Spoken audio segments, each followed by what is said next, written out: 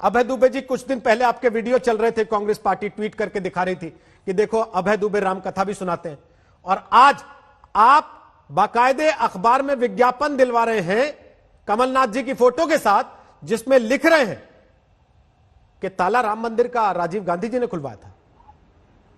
सियासत पे आफत आए तो राम जी याद आए। सरदाना जी, राम जी हमारी आस्था के केंद्र हैं। मैं भी सनातनी हिंदू हूं, और विज्ञापन का प्रश्न है तो वो हमारे एक साथी कार्यकर्ता ने दिया है, मध्य प्रदेश कांग्रेस कमेटी ने नहीं दिया है। मगर फिर भी हम कहना चाहते हैं, आदि अनादि अनंत अखंड अभेद अखेद सुभेद कहावे, अलख अगोचर रूप राम को भारतीय जनता पार्टी समझ न पावे। भारतीय जनता पार्टी ने तो जो राम सदाचार संयम सद्भाव के प्रतीक है, उसे द्वंद्व द्वेष और दंभ का प्रतीक बनाकर रख दिया और सिर्फ सत्ता की सीढ़ी समझा। हमने कभी नहीं समझा। हाँ, राजीव गांधी जी ने जरूर कहा था कि हम राम राज्य की अवधारणा को चरितार्थ करने निकले हैं, लेकिन हमारा राम राज्य क्या है रोहित सरदाना जी? हमारा राम राज्य है वैमनस्य सही रहित समाज की परिकल्पना को साकार करना। सुख और समृद्धि हर जगह राम राज्य में हो। राम राज्य में विपन्नता नहीं थी। राम राज्य में लोग भाइयों को भाई से लड़ाकर सत्ता अर्जित नहीं करते थे। राम राज्य में बेरोजगारी बेतहाशा नहीं थी। राम राज्य में मजदूर दर दर की ठोकरें खाने को बाध्य नहीं थे। राम तो शबरी के झूठे खाकर दलितों के प्रति समर्पण का भाव नाम है। केवट को भवसागर पार कराना राम का नाम है। भारतीय जनता पार्टी अपने छोटे राजनीतिक उद्देश्यों के लिए ये काम करती है। जहां तक ताला खुलवाने का प्रश्न है, तो ये साफ है कि 25 जनवरी 1986 को उमेश पांडे ने एक दरख्वास्त दी थी अदालत में, एनके पांडे जी की डिस्ट्रिक्ट जज की अदालत में। उन्होंने समन किया डिस्ट्रिक्ट कलेक्टर और एसपी को। उन दोनों ने कहा कि लॉ एंड ऑर्डर की कोई सिचुएशन खड़ी नहीं होगी, हमको ये ताले खोल देने चाहिए। ताले कब थे? 1857 में। आप याद कीजिए, 1857 में पहली बार जब हनुमानगढ़ी का दंगा हुआ था, उसके बाद बर्तानिया के सरकार के समय वहां पर वो ग्रिल्स लगाई गई। पीछे जाने की जरूरत नहीं है, आप तो केवल राजीव जी से बता दीजिए कि आपका जो दावा है आज के विज्ञापन में, जिस विज्ञापन को भी आप ओन करने को तैयार नहीं है, ये कह रहे हैं कि पार्टी ने नहीं छपवाया, किसी ने अपनी मर्जी से छपवा दिया होगा। उसके बाद ये बता दीजिए कि राजीव जी ने कहा था ताला खोल दो या नहीं कहा था? रोहित सरदाना जी, अलौकिक सत्ता का निर्णय क्या कोई मनुष्य कर सकता है? विष्णु के विज्ञापन में लिखा है, कहिए तो मैं पढ़ के सुना दूं कि वीर बहादुर सिंह को राजीव गांधी ने मनाया कि ताला खोलो। ये विज्ञापन में लिखा है, मैं नहीं कह रहा हूं।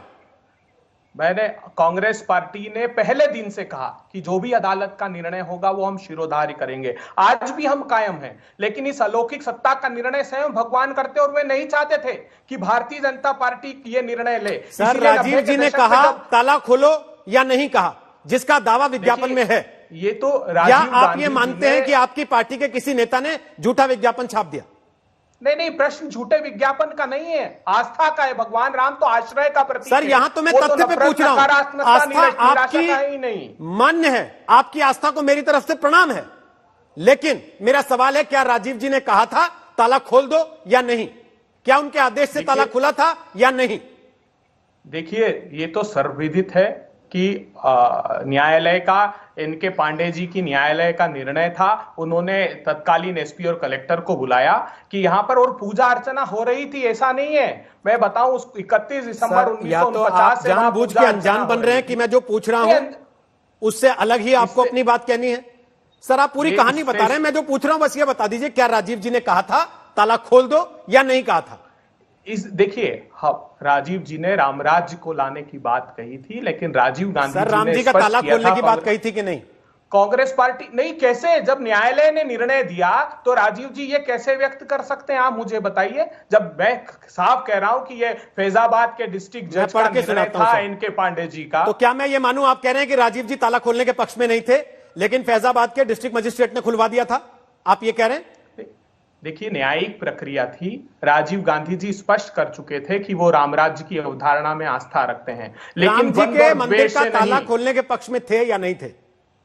नहीं, देखिए, ये बात तो यहां आज मैं कहूं, जबकि वो न्यायिक प्रक्रिया का हिस्सा है, तो ये सर्वथा अनुचित होगा। ये उसी प्रकार है। देखिए, 1 मिनट रोहित सरदाना जी, एक क्षण दीजिए मुझे, बस बोल लीजिए, एक क्षण दीजिए। ये उसी प्रकार है जब 90 के दशक में लालकृष्ण आडवाणी जी से पूछा कि आप रथ यात्रा लेकर निकल रहे हैं, प्रकरण तो न्यायालय में लंबित है। उन्होंने कहा कोई न्यायालय मेरी आस्था का फैसला नहीं दे सकती। जब सरकार बन गई 1998 में, तो उनसे कहा कि अब सरकार आ गई, मंदिर दे दीजिए। उन्होंने कहा गठबंधन की मजबूरियां, पूर्ण बहुमत दीजिए। सुनिए, और आज भी उस अलौकिक सत्ता सत्ता ने इनको अवसर नहीं दिया, वो सर्वोच्च अदालत ने फैसला दिया और हमने साफ कहा। मैं नहीं कह रहा कि आप ये बोलिए कि नरेंद्र मोदी ने मंदिर बनवाया, आप बोलिए सुप्रीम कोर्ट ने बनवाया, मुझे कोई आपत्ति नहीं।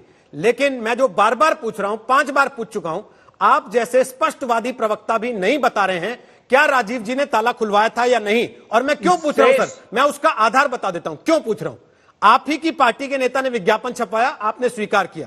आपकी पार्टी ने आधिकारिक तौर पर विज्ञापन नहीं दिया, लेकिन आपने उसका विरोध नहीं किया, यह भी आप ये मान लेंगे। इस विज्ञापन में लिखा है, मैं पढ़ के सुनाता हूं। 1986 में उत्तर प्रदेश के तत्कालीन मुख्यमंत्री वीर बहादुर सिंह को मनाकर राम जन्मभूमि स्थल के ताले खुलवाए, राम भक्तों को भगवान श्री राम के दर्शन का अवसर दिया। इसमें कहीं नहीं लिखा कि अदालत ने खुलवाया था और राजीव गांधी का उससे कोई लेना देना नहीं था। बहुत अच्छा प्रश्न किया आपने। देखिए उनका आशय क्या है कहने का, उनका आशय है जब वो कह रहे हैं कि राज्य सरकार ने की मंशा थी, इसलिए कह रहे हैं कि राज्य सरकार ने जब तक एनओसी नहीं दी कि वहां पर लॉ एंड ऑर्डर की सिचुएशन अराइज नहीं होगी तब तक वो ताला खुल नहीं सकता सर, फिर झूठ, न्यायालय वो आदेश पारित नहीं कर सकती थी। फिर झूठ, अब सुनिए ना, फिर से झूठ। नहीं, मैं आपको दूसरा उदाहरण देता हूं। मैं आपको अब दूसरा उदाहरण देता हूं सर। वजाहत हबीबुल्ला नाम से आप जानते होंगे या परिचय दूं आपको कि ये कौन थे या कौन हैं? जी, राजीव जी के समय पीएमओ में थे, मैं जानता हूं। इनकी किताब आने वाली है, इस किताब का अंश है, आपको पढ़ के सुना सकता हूं पूरा का पूरा, आप कहें तो। अन्यथा उसका जो तात्पर्य है, उसका जो भावार्थ है, वो ये कहता है कि राजीव गांधी को जानकारी ही नहीं थी ताला खुलने के बारे में। वो कहते हैं कि मैंने उनसे खुद पूछा था। टेल ऑल अपने संस्मरण my years with Rajiv Gandhi triumph and tragedy में उन्होंने लिखा है कि जब मैंने पीएम से पूछा क्या वो ताला खोलने से जुड़े इन फैसलों में शामिल थे, तो उनका जवाब बड़ा त्वरित और सीधा था। किसी सरकार का यह काम नहीं होता कि वो पूजा स्थलों के कामकाज तय करने जैसे मामले में दखल दे। मुझे इस घटनाक्रम का तब तक नहीं पता था जब तक आदेश पास होने और उस पर अमल हो जाने के बाद तक मुझे बताया नहीं गया था।